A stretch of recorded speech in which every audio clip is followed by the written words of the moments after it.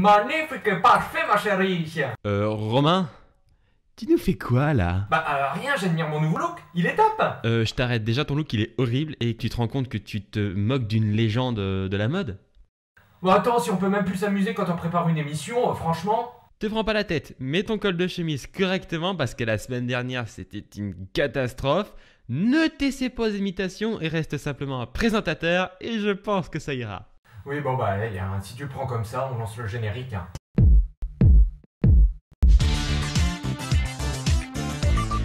Canal+ va fêter ses 30 ans d'existence. En 3 décennies, la chaîne cryptée a connu des bas mais aussi des hauts. Dans un instant, nous allons vous faire rajeunir dans notre reportage avec Julien Gall. Ces citations magnifiques ou parfait ma chérie cartonnent sur M6.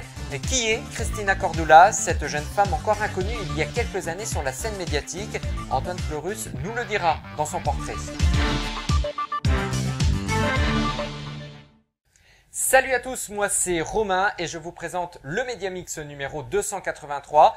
N'oubliez pas notre hashtag le Mediamix, on attend tous vos messages.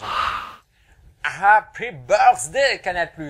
Avec son ton corrosif, ses choix cinématographiques un peu osés et son goût immodéré pour le sport, Canal+ va souffler cette semaine ses 30 bougies. En 3 décennies, la chaîne cryptée a connu des bas mais aussi des hauts. Regardez ce reportage qui va nous rajeunir, il est signé Julien Gall. Canal+, la dernière née de nos télévisions françaises, va arriver dans le paysage audiovisuel. Le 4 novembre 1984 était créée Canal+, la première chaîne de France dite à péage, c'est-à-dire une chaîne payante avec une partie des programmes retransmis en clair, gratuitement. Alors que le projet initial était une chaîne culturelle, soutenue entre autres par le ministre Jacques Lang, Canal+ est devenu au fur et à mesure des années la chaîne du cinéma et du sport, bien qu'elle se fasse rattraper actuellement dans le domaine sportif par beIN Sport. Après 30 ans d'existence, et alors que la concurrence se fait aujourd'hui rude, quelles ont été les grandes réussites et les gros échecs de la chaîne?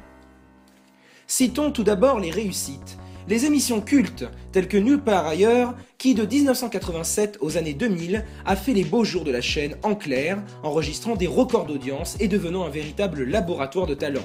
Ou bien les Guignols de l'info, dans lequel le désormais célèbre PPDA résume l'actualité du jour. Canal+, la chaîne du sport, la 4e chaîne depuis ses premières années, s'est spécialisée dans le domaine sportif, en rachetant les droits pour diffuser les matchs de football de la Ligue 1, concurrençant ainsi les chaînes traditionnelles telles que TF1 et France 2.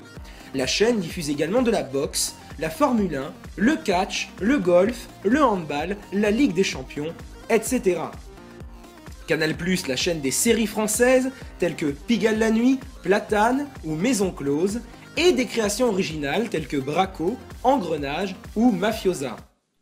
Et enfin, bien évidemment, Canal+, la chaîne du cinéma, la chaîne depuis ses débuts a su s'associer avec les plus grands groupes de production de films, permettant à ses téléspectateurs abonnés de bénéficier des films du box-office seulement quelques mois après avoir été retirés des salles.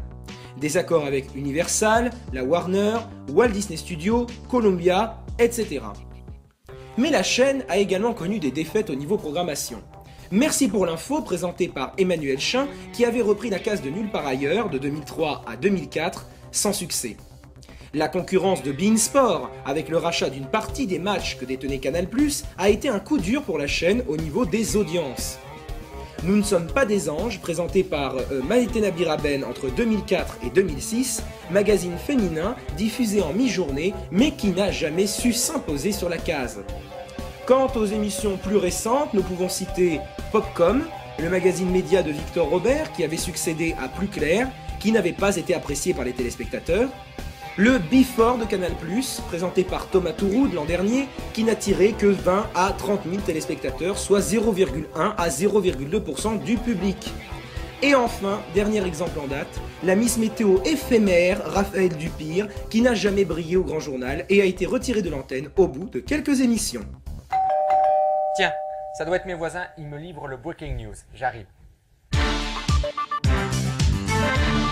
Après Plus belle la vie, Tal rejoint le casting de nos chers voisins.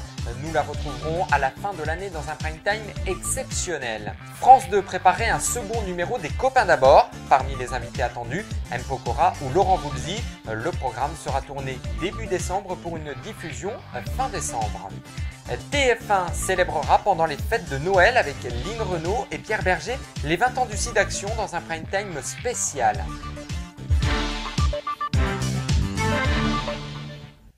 Tout le monde connaît son célèbre magnifique parfait, ma chérie.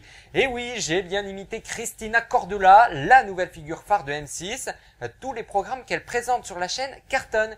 Mais qui est-elle? Antoine, un fan aussi de la mode, a tiré pour nous son portrait. Regardez. À vos fils, à vos aiguilles, cousez! Christina Cordula est devenue l'une des animatrices phares d'M6. Mais alors, qui se cache derrière cet ancien mannequin et animatrice de talent?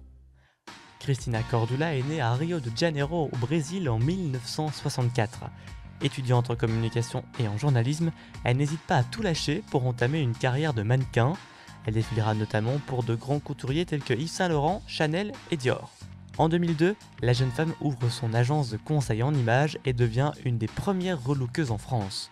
Quelques années plus tard, elle est repérée par Marc Lesguy pour une nouvelle émission sur M6. Nouveau look pour une nouvelle vie la fait connaître comme conseillère en mode, beauté et relooking, mais très vite, elle se distingue des autres et prendra en 2012 les commandes du programme. La même année, Teva, la chaîne féminine du groupe M6, lui confie Magnifique by Christina, une émission dans laquelle elle donne des conseils pour avoir un look de star, mais à petit prix. En 2013, le groupe M6 met à l'antenne un nouveau programme intitulé Les Reines du Shopping, et à sa tête on retrouve notre Christina Cordula, surnommée par certains la bonne copine des ménagères, toujours à l'antenne actuellement et faisant de très bonnes audiences. Depuis septembre 2014, Christina se retrouve à la tête d'un troisième programme, Coups Humains. Et oui, je sais, vous allez dire « Oh non !» Mais Mediamix, c'est fini pour aujourd'hui. On se retrouve la semaine prochaine. Bye bye.